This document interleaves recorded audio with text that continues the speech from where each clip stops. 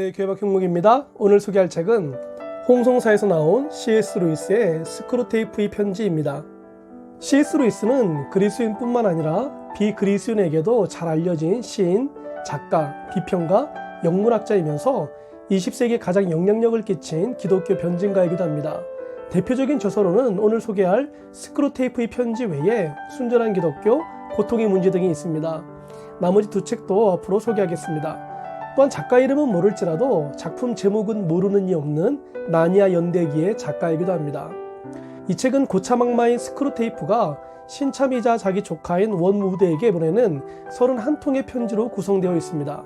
물론 서문의 시작을 지금 제가 여러분 앞에 공개하고자 하는 편지들을 어떻게 손에 넣게 되었는지는 굳이 설명하지 않겠습니다 라고 써내려가지만 어디까지나 가상일 뿐 실제는 아닙니다. 사탄, 즉 마귀가 어떻게 성도를 유혹하는지를 고참 악마가 신참 악마에게 보내는 편지 형식을 빌려 실감나게 전달하기 위함입니다. 비록 가상의 편지이나 그 내용은 꽤 예리하고 통찰력이 있습니다. 한 장 한 장마다 독자의 깊은 사고를 동반해야 할 정도의 감탄을 자아낼 뿐만 아니라 성도의 연약함을 냉철하게 기록해 놓아서 작가가 실제 마귀의 머릿속을 들여다본 것은 아닐까 하는 의구심마저 들게 할 정도입니다. 이렇게 귀한 책이 영국에서 1942년도에 처음 출판되었는데 우리나라엔 58년 뒤인 2000년도에 출판되었다는 것은 우리에게 불행입니다. 이러한 사실은 한국의 그리스인에게 좋은 신학 및 신학서적이 많이 번역되어야 하고 그리스인에게 반드시 독서가 필요하며 무엇보다 미신적이고 율법적인 신앙이 만연한 한국교회 그리스인들을 바른 신앙으로 인도하기 위해 교회박 형목 채널을 개설하고 올 가을에 나올 책 교회박 목사의 냉수한 그릇, 이 책을 제가 쓴 이유이기도 합니다. 이 책은 따로 목차가 없습니다. 따라서 차례를 보고 관심 있는 주제의 편지를 먼저 골라낼 수 없기에 그냥 처음부터 읽어야 하고 유익한 내용은 표시를 해두어야 나중에 찾기 쉬울 것입니다. 참고로 이 책에서 스크루테이프가 말하는 원수란 하나님이고 환자는 그리스인을 의미합니다. 두 번째 편지에 이런 내용이 있습니다. 어머니를 위해 기도하는 것까지 막을 수 없다는 건 사실이야. 하지만 적어도 그 기도가 해악을 끼치지 못하도록 막을 방법은 있지. 고도로 영적인 기도만 줄창 읊어대게 하거라. 어머니의 류머티즘에 대해서는 이런 반구도 하지 않으면서 그 영혼의 상태만 가지고 노심초사하게 만들라고. 여기에는 두 가지 이득이 있다. 첫째, 그는 자기가 어머니의 죄라고 생각하는 것들에만 신경을 쓰기 때문에 내 지도만 약간 있으면 어머니가 조금만 자기에게 불편하거나 성가신 행동을 해도 무조건 죄로 여기게 될 게다. 예리하지 않나요? 우리 역시 기도할 때 정작 구해야 할 것은 놓친 채 엉뚱한 방향으로 집중할 때가 있습니다. 또한 상대의 필요를 위해 기도할 때 마귀는 기도의 대상이 내게 행한 서운한 일들을 떠오르게 하면서 상대를 위한 기도를 멈추게 만들기도 합니다. 스크루테이프의 얘기를 더 들어보겠습니다. 내가 맡은 환자 중에는 아내나 아들의 영혼을 위해서는 열렬한 기도를 쏘아놓다가도 진짜 아내나 아들에게는 기도하던 그 자리에서 곧바로 욕설과 폭력을 서슴지 않는 무척 길이 잘된 인간들이 있단다. 어떤가요?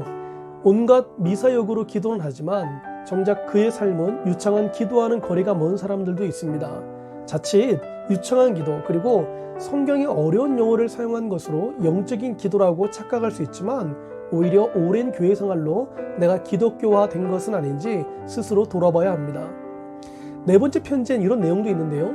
제가 원하는 감정을 꾸며내는데 성공했느냐 여부에 따라 기도의 성패를 평가하게 만들라고. 사실 그런 종류의 성패란 그 순간의 몸 상태가 좋으냐 나쁘냐, 상쾌하냐 피곤하냐에 따라 달라지는 걸지도 모른다는 의심을 혹시라도 하지 않도록 잘 처리하고, 이것은 우리의 기도 생활에 경종을 울리는 메시지입니다. 자칫 기도할 때 내 안에 드는 감정으로 기도가 잘 되느니 안 되느니를 평가할 수 있습니다. 기도할 때 뭔가 뜨거운 감정이 올라오는 것으로 성령 충만한 것으로 판단한다거나 반대로 몸이 건조하게 기도한 것으로 하나님이 듣지 않으실 것으로 생각할 수 있습니다. 그러나 기도의 성패는 내 안에서 올라오는 감정으로 결정되는 게 아닙니다.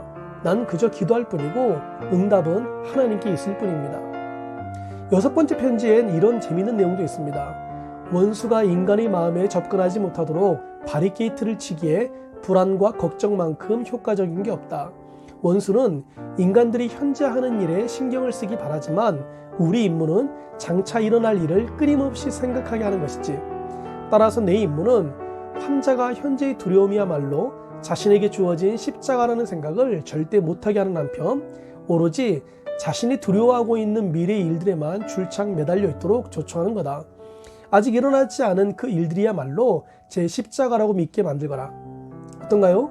인간이 이게 염려하지 않고 불안하지 않을 수 없으나 앞으로 일어나지 않을 미래의 일들로 염려와 불안 속에 살아가는 건 믿음의 행동이 아닙니다. 8번째 편지의 내용입니다. 원수가 인간 영혼 하나를 제 것으로 확보하기 위해 꼭대기보다 골짜기에 더 의존한다는 걸 알면 아마 좀 놀랄 게다. 원수가 특히 아끼는 인간들은 그 누구보다 길고도 깊은 골짜기를 통과해야 했다. 위로가 되는 말입니다. 하나님은 그분이 사랑하시는 자에게 꼭대기, 즉 성공이나 승승장구보단 골짜기, 즉 고난과 고통을 허락하신다는 것입니다. 왜냐하면 고난과 고통이 성도를 성숙한 사람으로 만들기 때문입니다. 좀 뒤로 가서 27번째 편지입니다. 인간들은 하나님을 찬양하고 그분과 영적 교제를 나누는 것이 진정한 기도라는 겉보기에만 경건한 근거에 속아 넘어가 일용할 양식과 아픈 이웃들을 위해 기도하라는 원수의 분명한 명령을 정면으로 거스를 때가 많단다. 여기서 C.S. 루이스는 행함이 없는 그리스도인의 겉만 번드르란 경건의 말에 대해 일침을 가합니다. 마지막 31번째 편지에서는 모든 것을 허사로 만들어 놓은 신참이자 조카인 오모들을 책망하는 내용으로 시작합니다. 마지막 편지의 일부 내용을 소개합니다. 놈은 신을 만나기 직전까지만 해도 신이 어떻게 생겼는지 전혀 감을 잡지 못했을 뿐 아니라 심지어 그 존재까지도 의심했다. 그런데 막상 신들을 만나는 순간 자기가 처음부터 그들을 알고 있었다는 사실을 알게 되었고 자기 혼자라고 생각했던 수많은 삶의 시간마다 그들이 어떤 역할을 해주었는지도 깨닫게 되었던 말이다. 그래서 그들에게 일일이 당신은 누구시죠? 라고 묻는 게 아니라 바로 당신이었군요 라고 말할 수 있었던 거야.